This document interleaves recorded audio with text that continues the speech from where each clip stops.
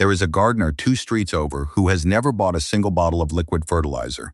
No rooting hormone, no probiotic soil drench, no seedling starter. And yet every single season, the tomatoes are taller than the fence, the peppers are so heavy the stems need staking, and the cucumbers are coming off the vine faster than the family can eat them.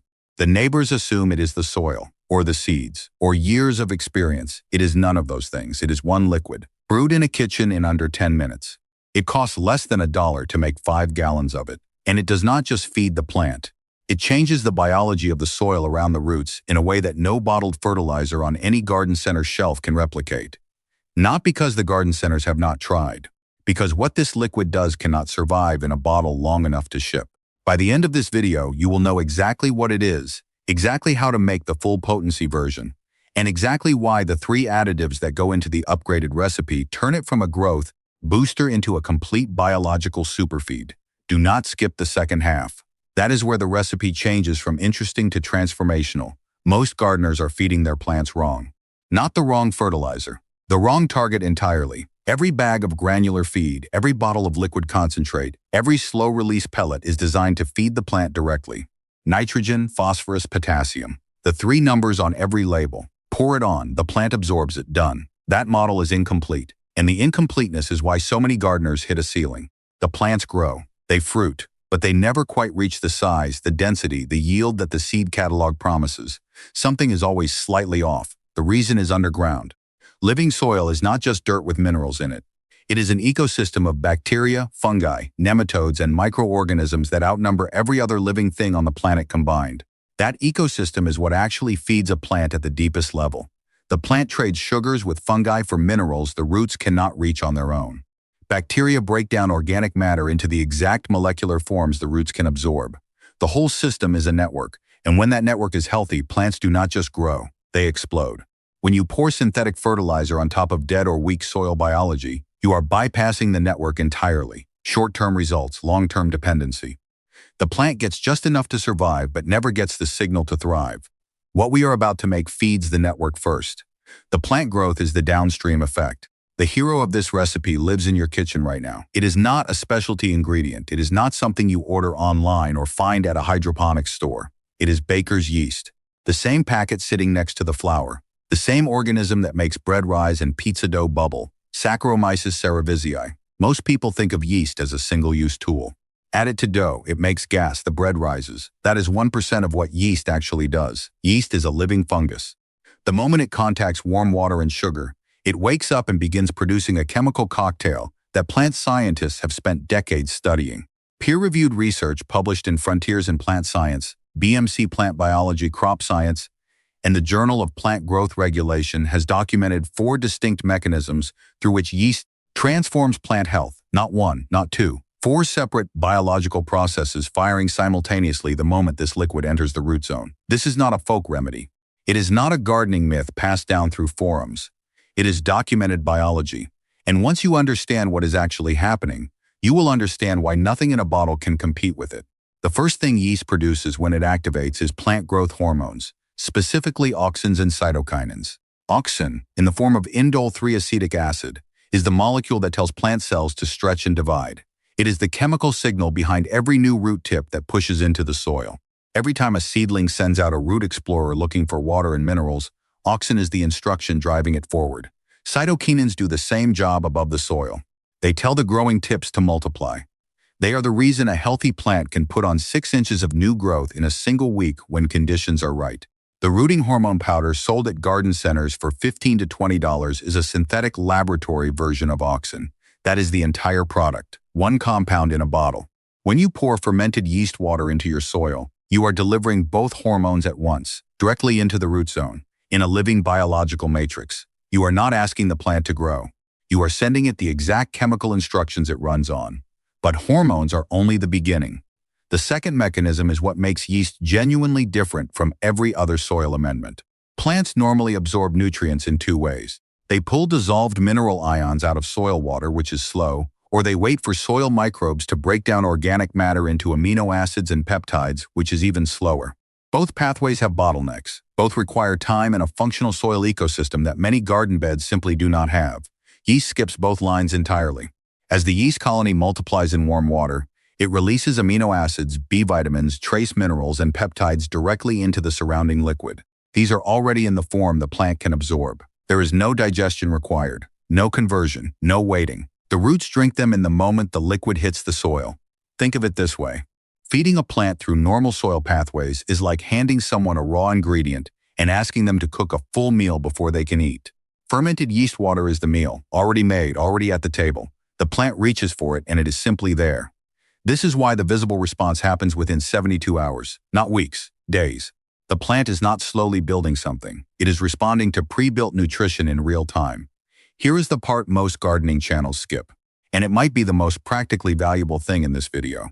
Yeast does not just feed plants, it protects them. A 2014 study published in Crop Science documented what happens when yeast colonizes the root zone of a plant. The yeast occupies the physical space around the roots. It crowds the area.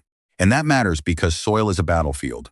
Pathogenic fungi like Fusarium and Pythium and the bacterial strains behind root rot are constantly working the edges of every root system in every garden. They move in when plants are stressed, when soil is waterlogged, when biology is thin. Yeast outcompetes those pathogens. It takes the real estate before they can. And beyond physical competition, it releases compounds called glycopeptides that trigger the plant's own internal immune response. The plant switches on its defenses.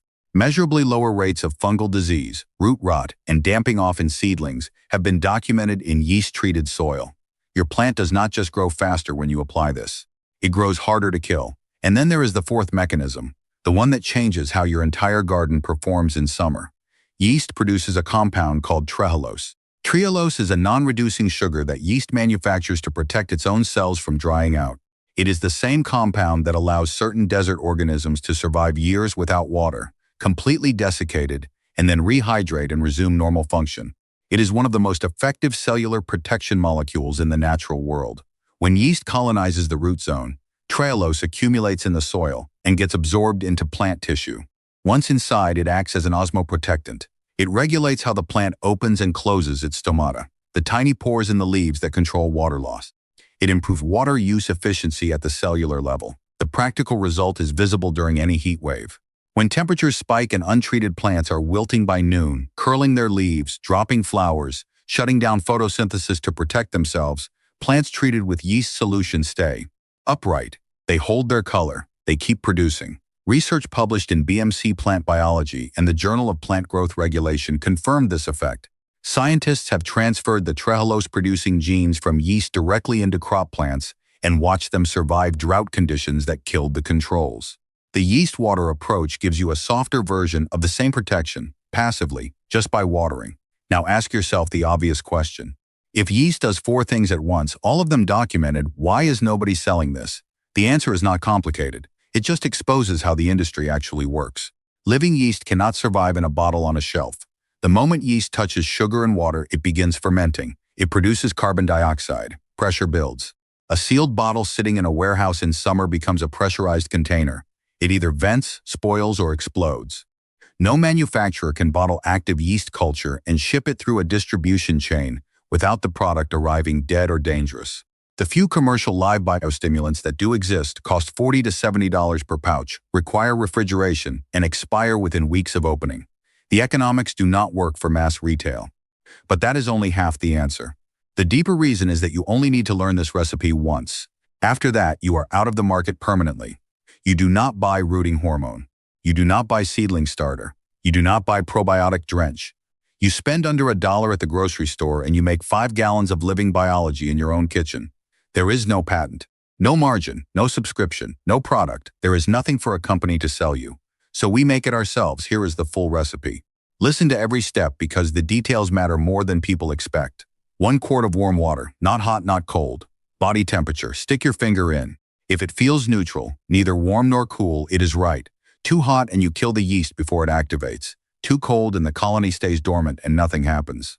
1 tablespoon of dry active yeast. Expired packets often still work. Yeast in a sealed packet survives well past the printed date. Do not throw them away. 2 tablespoons of sugar. White, brown, raw, it does not matter. The sugar is not for the plant. The plant has no use for raw sugar. The sugar is the activation signal that wakes the colony and tells it to multiply. Once fermentation begins, the sugar gets consumed. What remains in the liquid is everything the yeast produced while it was working. Combine all three in a glass jar. Stir until fully dissolved.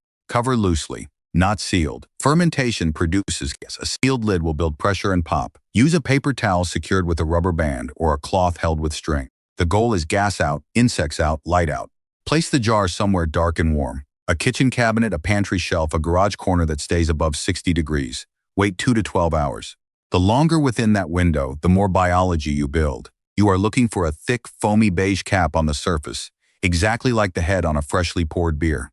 That foam is the visible proof that the colony is alive, active, and ready. When you see that head, your concentrate is done. Do not pour it directly on your plants. This is the step people skip and then wonder why their seedlings wilted after application. The concentrate is too strong. It will burn fine root hairs and shock the soil biology you are trying to build. Take your 1 quart of fermented concentrate and pour it into a standard 5-gallon bucket of plain water. Rainwater is ideal. Dechlorinated tap water is fine. Straight tap water with active chlorine will kill a portion of the biology before it reaches the roots, which defeats the purpose. If you are using tap water, let it sit uncovered for 24 hours before mixing. The chlorine off-gases on its own. That gives you a 1 to 20 dilution. 5 gallons of finished, living bio-stimulant from 1 quart of concentrate. Stir well before applying. Then pour it at the base of your plants and soak the root zone thoroughly. That is the base recipe, and it works. But the upgraded version is what produces the results that stop neighbors mid-stride when they walk past your fence. The base recipe is strong on biology and root hormones. It is lighter on certain minerals that heavy-producing vegetables demand in quantity, specifically potassium for fruit development, magnesium for chlorophyll density, and calcium for cell wall strength and disease resistance. You can fill all 3 gaps with items that are probably already in your home. The first additive is wood ash. If you have a fireplace, a fire pit, or a wood stove, you are sitting on one of the best potassium sources available to a home gardener. Wood ash runs between 5 and 7% potassium by weight, alongside calcium, magnesium, and a spectrum of trace minerals. Add 1 tablespoon of clean wood ash to your 5-gallon bucket. Clean means from natural hardwood only. No charcoal briquettes, no painted wood, no treated lumber. Those introduce compounds the soil does not need. Potassium is the mineral behind fruit size and sugar content. It is what turns a small pale tomato into a dense, heavy, dark red one. It is what thickens pepper walls and deepens the flavor of every fruiting vegetable you grow. If your harvests have always been slightly underwhelming despite healthy-looking plants, potassium is often the missing piece. The second additive is Epsom salt, 1 teaspoon per 5-gallon bucket. Epsom salt is magnesium sulfate, and magnesium sits at the chemical center of every single chlorophyll molecule. Without adequate magnesium, leaves go pale and yellow even when nitrogen levels are perfectly fine. The plant is making chlorophyll but cannot complete it. Photosynthesis slows, growth slows, everything slows. With enough magnesium, leaves turn that deep, waxy, almost jungle green that signals a plant running at full photosynthetic capacity. The difference is visible. Once you know what fully saturated chlorophyll looks like in a leaf, you cannot unsee it, and you will start noticing the difference between your plants and every other garden around you. The third additive fixes the problem that ruins more harvests than almost any other single deficiency: eggshell powder. Take your dried eggshells and grind them as fine as you can. A coffee grinder takes them to powder in 30 seconds. Add 1 tablespoon of the powder to the bucket. Eggshells are nearly pure calcium carbonate, and fine grinding gives the soil microbes the surface area they need to break it down and make it available quickly. Calcium builds strong cell walls. Strong cell walls mean thicker stems, firmer fruit, and dramatically better resistance to physical damage and disease. But the reason calcium matters most to a food gardener is blossom end rot. If you have ever pulled a tomato off the vine and found a sunken black patch on the bottom, that is calcium deficiency playing out in real time. The plant had calcium in the soil, but could not move it fast enough to the developing fruit. The bottom of the tomato essentially collapsed from the inside. The same thing happens to peppers. The same thing happens to squash. 1 tablespoon of eggshell powder per application does not guarantee you never see it again, but it dramatically reduces the frequency. Gardeners who start using this additive regularly often report that blossom end rot disappears from their beds within a season. Stir all 3 additives into the bucket with the diluted yeast water. The yeast biology already in the water helps chelate these minerals, meaning it binds them into forms the roots can absorb more easily than they could from raw mineral additions alone. You are not just adding minerals. You are adding minerals inside a biological delivery system designed to move them into the plant. What you have in that 5-gallon bucket is growth hormones, pre-built amino acids, B vitamins, drought protection compounds, immune triggers, potassium, magnesium, and calcium. All of it brewed from kitchen ingredients. All of it for under $1. All of it alive. Pour it at the base of your plants. Soak the root zone. Do not splash the leaves with this version. The minerals leave residue, and in strong sun, that residue can cause surface burn on foliage. Apply this at 3 specific moments in the growing season, and you will cover every critical demand window the plant goes through. The first application is at transplant. The moment a seedling goes from a tray into the ground, it enters a stress state. Root disturbance, new environment, new soil chemistry. Pouring this liquid into the planting hole before the seedling goes in, and then watering it in at the surface, triggers a root explosion. The auxins in the liquid tell the plant to push new roots immediately, rather than spending a week or two in transplant shock. The difference in establishment speed is visible within 4 days. The second application is at the start of flowering. This is when the plant's demand for potassium and calcium spikes sharply. Flowers are expensive in biological terms. The plant is redirecting a massive amount of energy away from vegetative growth and into reproductive output. Giving it the full suite of minerals and biology at this moment is the difference between a plant that holds its flowers and sets heavy fruit, and one that drops half its blooms before they ever open. The third application is when fruit first appears. This is the highest demand window of the entire season. Cell division in developing fruit is rapid. Calcium demand is at its peak. Potassium determines the final size and sugar density of everything on the plant. One application at this stage, timed right, does more for your final harvest than any single intervention outside of consistent watering. 3 applications per season, that is all. The rest of the season, water normally. Within 72 hours of the first application, you will see the leaves stand straighter. The colors will shift, not dramatically at first, but noticeably. A deepening, a density to the green that was not there before. Within a week, the main stem will visibly thicken. New growth will be coming in faster, and the internodes, the gaps between leaf sets, will be shorter and tighter. A tighter internode means a more compact, structurally strong plant that can carry heavy fruit without collapsing. By week 3, the categorical difference appears. The kind of difference that produced those 2 cucumber plants at the start of this video. Not a slight improvement, a different plant. The same seed, the same garden, the same water. But different biology in the soil, and different chemistry in the root zone, and a completely different outcome above the ground. Here is what this recipe actually is, stripped down to its core. It is a way to give your soil the biology it needs to do what it was designed to do. Healthy soil builds healthy plants without intervention. The intervention is only necessary because most garden beds have been stripped of their biology by years of synthetic fertilizer, tilling, and the absence of organic matter. This liquid does not replace healthy soil management. It accelerates the recovery of depleted soil and supplements the biology that modern gardening has removed. Once you make this once, you will make it every season. The cost stays under $1. The results compound over time as your soil biology builds. The second year is better than the first. The third year is better than the second. The garden center does not want you to know that. There is no product to sell you at the end of that sentence. What plants are you going to use this on first? Drop it in the comments. I want to know whether you are going for tomatoes, cucumbers, peppers, or something completely different, because the next video is going to show you exactly how to stack this recipe with one specific soil amendment that makes the results stop looking like home gardening and start looking like controlled greenhouse production. If this changed how you think about feeding your garden, hit that like button. It costs you nothing, and it tells me to keep going deeper on this. Subscribe if you are serious about growing real food from real soil. This channel does not do surface level. The growth starts underground. Now you know how to start it.